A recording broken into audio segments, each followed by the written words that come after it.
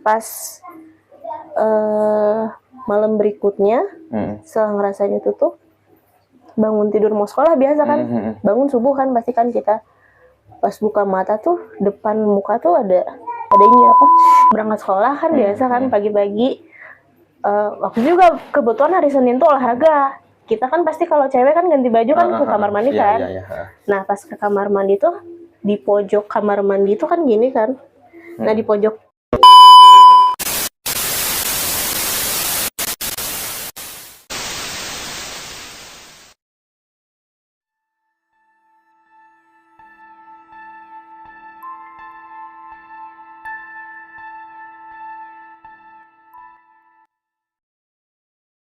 Assalamualaikum warahmatullahi wabarakatuh.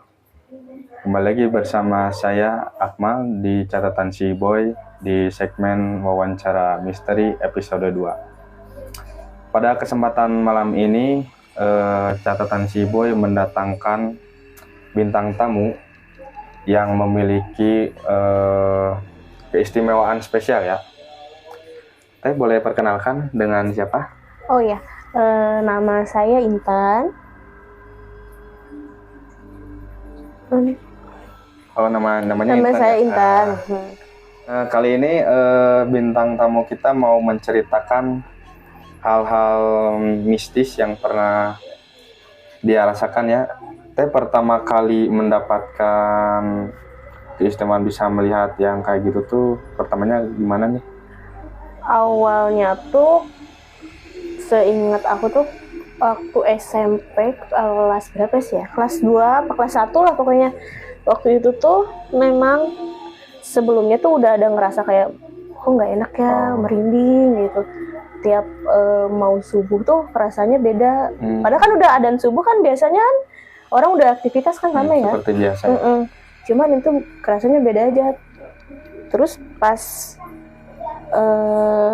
malam berikutnya setelah ngerasain itu tuh bangun tidur mau sekolah biasa kan, bangun subuh kan pasti kan kita pas buka mata tuh depan muka tuh ada ini apa, pocong. Aduh, pocong. Dan itu tuh aku tuh gak bisa gerak sama sekali. Jadi kayak dikunci gitu. Iya, kita tuh kayak ketindihan gitu. Nggak bisa ngedip, nggak bisa gerak, mulut kekunci, benar-benar nggak bisa ngapa-ngapain. Dan itu tuh selama 15 menit pocong itu depan mata, depan muka, nggak bisa ngapa-ngapain. Baca dalam hati pun dia ngikutin baca. Mana nggak bisa teriakan, nggak bisa minta tolong sama sekali. Udah 15 menit cuma bisa baca dalam hati. Habis itu kayak asap gitu hilang, baru bisa nafas, baru bisa bangun. Gak berani cerita ke siapa-siapa sih waktu itu. Cuman habis itu perasaan tuh langsung beda. Begitu berangkat sekolah kan biasa kan pagi-pagi. Waktu juga kebetulan hari Senin tuh olahraga. Kita kan pasti kalau cewek kan ganti baju kan ke kamar mandi kan. Nah pas ke kamar mandi tuh di pojok kamar mandi tuh kan gini kan. Nah di pojok gini tuh ada cewek pakai seragam gitu. Cuman mukanya tuh kayak nutupin gitu. Kan biasa kalau kita kan sekolah ada bednya kan, kelas ada bed kelas ya gitu. Tapi dia tuh nggak ada sama sekali, nutupin gitu. Sampai ngeliatin aja gitu. Di kelas mana? Apa kelas 7 ya? Takutnya kenal gitu kan takutnya kenal. Soalnya tuh gitu, tapi sambil matanya tuh ngeliat gitu, terus pucat banget, kok pucat ya gitu. Ngeri juga ya. Pas ngeliat, ya udahlah, tinggal aja, akhirnya ganti baju. Beres, masih ada di situ. Masih diem gitu. Masih diem dengan posisi yang sama gitu, udah nggak beres gitu kan. Langsung lah olahraga biasa. Dan beres tuh olahraga, mau ganti jam pelajaran kan kita ganti baju lagi kan. Dia masih ada di situ dengan posisi juga, yang sama. Di situ udah ini nggak bener, ganti baju langsung cabut ke kelas. Dan hari berikutnya juga dia terus kayak gitu, masih di tempat yang sama. Nunjukin. Iya. Berarti setiap mau ke WC gitu masih ada ketemu terus setiap hari. Tapi itu ngikutin ke rumah enggak itu? Enggak. Tetap di tempat yang sama juga. Iya. Nah justru yang di rumah tuh yang pojok itu tuh tiap hari tuh malah makin ngedeketin gitu kan. Rasanya tuh di atas tuh kamarku tuh kan kasur terus pintu gitu, dan ada jendela gede gitu. Ngasih pocong itu di luar jendela. Oh, di luar jendela. Dan samar gitu lah, tapi kelihatan. Takut kan, cuman ya udahlah, daripada teriak-teriak minta tolongan juga kan, orang di rumah juga kan belum tentu bisa lihat gitu kan, bisa ngerasain. Ya udah Kalau akhirnya yang polos itu kan nggak bisa ngeliat gitu kan. Ya udah akhirnya dipendam sendiri. Tapi makin hari itu makin ngedeketin, makin masuk ke kamar, makin deket. Mana baunya tuh Bau kayak gimana tuh? bau anyir, bau darah, bau bangkai gitu. Kayak apa sih namanya, jenazah gitu? Nggak tahu sih jenazah gimana, cuman bau banget, bau anyir gitu. Gitu ya mungkin ya. Kayak bau bangkai gitu. Dan itu bau banget, dan selama 40 hari dihitung sama aku. 40 hari? Iya, terus dihantuin sama pocong itu. Sampai di tahap dimana mikir apa aku gila gitu ya. Tapi kan bisa lihat kayak gitu ya. Soalnya kan sepengetahuan aku ya, yang kayak gitu kan biasanya dari kecil ya. Biasanya kalau anak kecil katanya cina bisa lihat yang kayak gitu ya, halus. Bakat kayak gitu kan biasanya, tahu aku tuh kan dari kecil ya. Cuma itu anehnya tuh kenapa baru bisa pas SMP itu. Nah itu yang anehnya tuh, makanya sempat denial juga. Soalnya abis dari situ tuh 40 hari itu tuh ngelihat makhluk-makhluk lain dan bentuknya solid gitu, solid kayak manusia kayak gini. Bikin denial. Kenapa? Cuman mungkin gitu. Apa namanya, kayak bukan apa sih namanya, kerasanya bukan kayak manusia ya. Iya, beda. Memang auranya bentuknya manusia, cuman auranya gitu beda. Dan makin hari juga kayak mereka tuh kayak makin agresif gitu ngedeketin, kayak pengen komunikasi. Dan itu jujur aja melelahkan. Pasti. Karena menyedot energi kita juga sih gitu.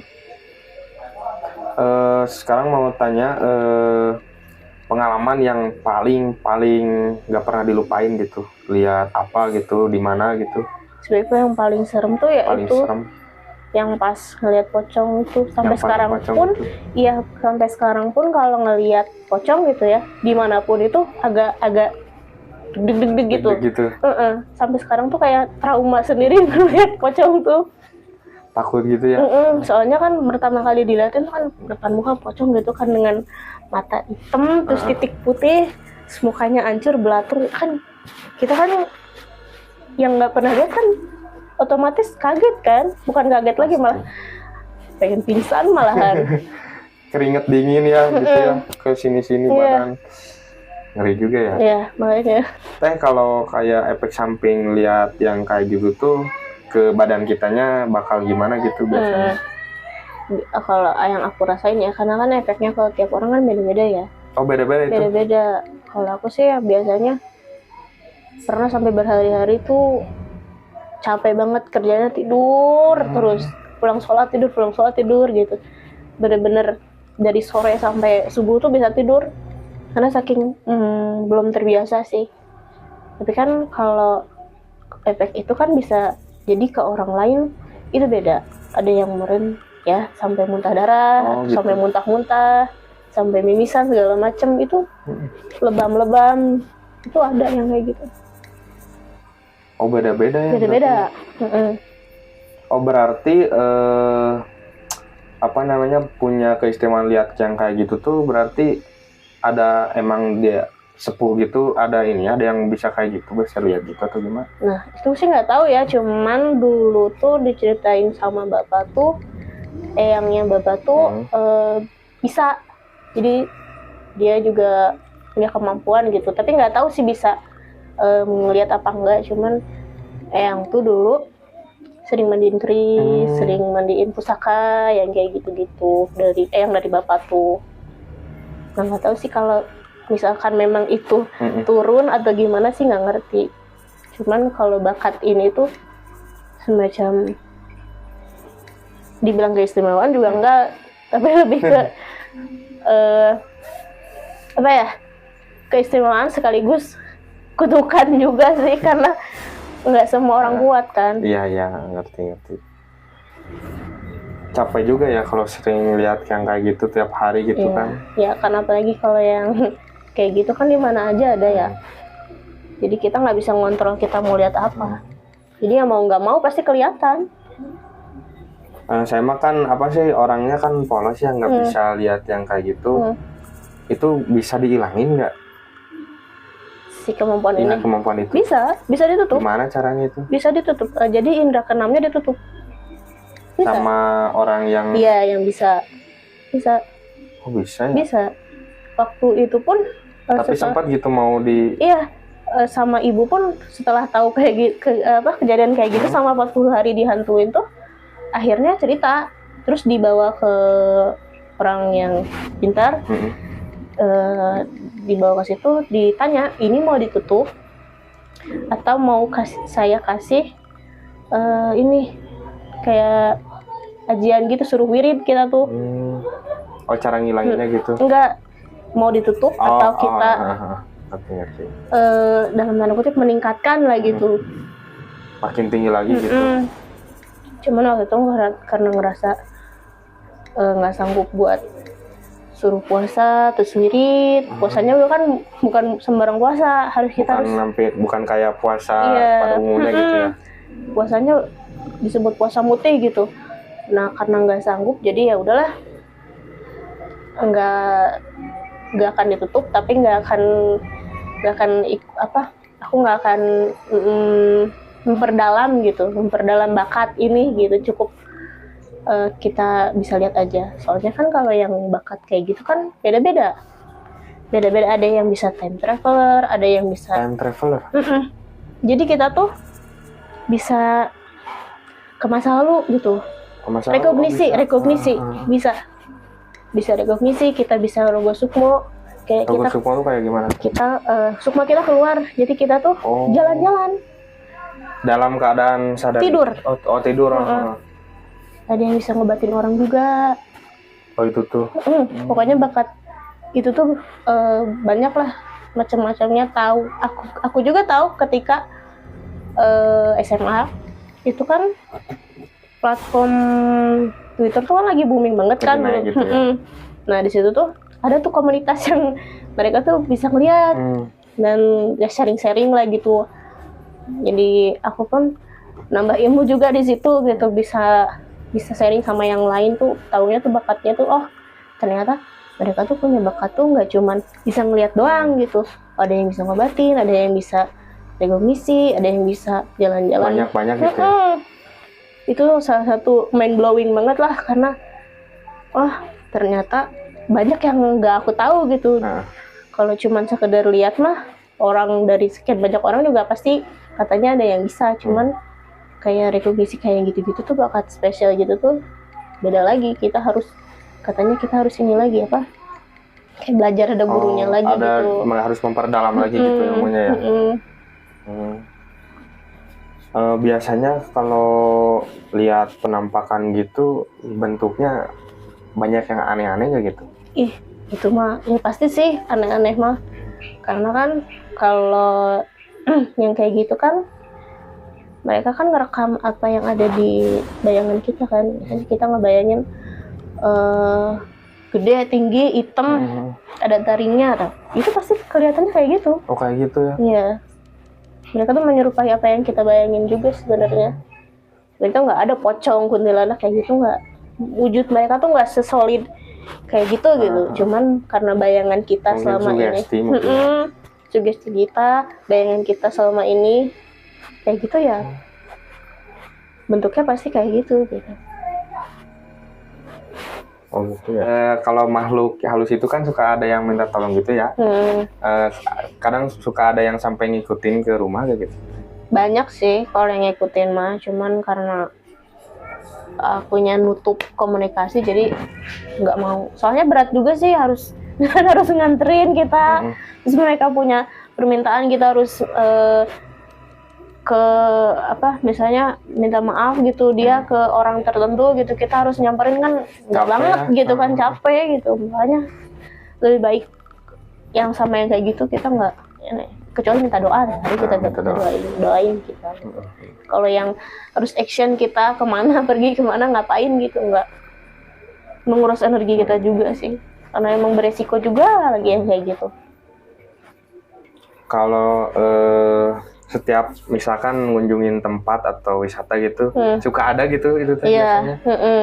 Apalagi kan kalau tempat wisata atau tempat kayak restoran kayak gitu-gitu pasti adalah yang nunggu di situ. Apalagi kan kalau tempat wisata kan ada yang wisata yang dari di alam kayak gitu-gitu, udah pasti itu mah udah aja satu sepuh yang jagain tempat itu. Kuncen gitu ya? Iya, semacamnya satu sepuhnya gitu. Jadi dia tuh ngejagain supaya si wilayah itu tuh tetap seimbang gitu. Tapi yang biasanya paling banyak gitu antara di alam gitu atau di laut gitu paling serem gitu biasanya gitu. Kalau serem sih ya 11-12 ya, sama aja. Cuman memang yang kerasa auranya gitu di mana kebanyakan. Yang lebih kayak menggetarkan hati gitu kan ya. Sebenarnya sih di laut sih, kayak laut tuh kan luas banget ya. Iya, luas. Baru 1% kita bisa menjelajahi laut gitu. Apalagi yang dalam tanda kutip laut lebih dalam gitu kan. Palung Mariana ya. Dan yang kayak gitu pun, apalagi yang kayak gitu kita kan nggak bisa ngelihat secara kasat mata. Mungkin kalau di hutan gitu kan kita kelihatan gitu kan, oh makhluk ini gitu lagi ngapain atau makhluk itu. Tapi kalau di laut kan amit-amit ya, kalau ada orang yang misalnya dia keseret ombak terus meninggal kan, kita kan nggak tahu si di dalam itu tuh siapa yang ngambil. Mungkin itu ada yang nyeret dia, gitu. Kita nggak tahu, nggak kelihatan gitu. Lebih misterius laut sih sebenarnya daripada, sama aja sih, cuman terasanya gitu ya, laut tuh beda lah. Makanya aku sendiri jarang banget ke laut, kan karena nggak mau ya, cuman kayak energi di laut tuh besar banget buat aku pribadi. Kayak ada dorongan tersendiri buat aku buat kayak masuk aja gitu ke laut. Kayak pikiran tuh pikiran kosong tuh. Makanya kalau di alam atau dimanapun pikiran kita nggak boleh kosong tuh gitu. Kayak ada daya tarik sendiri, kayak ayo masuk gitu ke laut. Pantesan ya kalau kayak di gunung gitu kadang pendaki suka ada yang hilang gitu. Iya, itu makanya kalau ke alam tuh kita pikiran nggak boleh kosong. Niat kita nggak boleh buruk. Kalau niat kita dari awal udah buruk, kita dari awal pun udah diliatin, kayak udah ada pertanda aja. Berarti yang kayak gitu juga bisa nyulik ya? Iya, nyulik sih enggak, cuman kayak menyesatkan kita gitu. Kayak halusinasi sih, lebih ke halusinasi. Jadi kita tuh dibikin halusinasi. Kita yang harusnya ikut rombongan nih di hutan nih sama rombongan sama anggota yang lain, tapi kita tuh dibikin belok. Ya kadang pernah dengar juga kan, misalkan udah jalan sini, jalan sini lagi, jadi terus gak nemu jalan di situ terus. Kita tuh looping, jadi kita tuh dibikin looping kadang-kadang kalau di hutan tuh. Jadi kalau kita di hutan tuh makanya gitu, pikiran tuh nggak boleh kosong. Kita nggak boleh punya niat buruk juga, dimanapun berada kita. Mau di hutan, mau di laut, mau dimanapun, nggak boleh kosong pikiran dan nggak boleh punya niat buruk. Teh gimana menurut Teteh pandangan tentang Nyi Roro Kidul? Sepengetahuan aku sih ya, Nyi Roro Kidul itu bukan ratu yang sebenarnya. Jadi kalau Nyi Roro Kidul itu ibarat kayak menteri luar negerinya pantai laut selatan lah gitu. Ada lagi ratu yang sebenarnya. Jadi Nyi Roro Kidul tuh cuma penghubung kayak buat manusia, terus makhluk-makhluk yang ada di situ gitu. Dia tuh emang dulunya manusia gitu Nyi Roro Kidul atau bukan? Nah, aku tidak bisa menjelaskan lebih lanjut karena itu mah di luar kemampuan. Ya. Ada yang lebih expert lagi soal itu. Cuman setahu aku mah cuma sebatas itu doang sih. Pertama kan memiliki kemampuan itu tuh kan dari SMP ya? Sampai sekarang berarti udah berapa tahun tuh? Udah 15 tahun, 16 tahun. Itu tuh memang ada lebih bertingkat lagi gitu kan? Harusnya sih ya, kalau kitanya mau belajar sih harusnya bisa. Cuman karena aku pribadi nggak mau mendalami itu, ya jadi ya udah segitu-segitu doang gitu. Cuman memang akhirnya banyak ilmu yang didapat dari gabung komunitas kayak gitu tuh. Apa contohnya?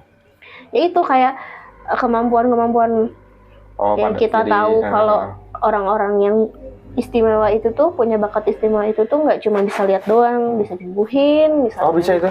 Bisa. Nyembuhin kayak gimana? Ya itu kayak yang disantet, yang kayak kesantet gitu. Iya. Bisa disembuhin itu teh sama yang punya kemampuan kayak gitu. Iya.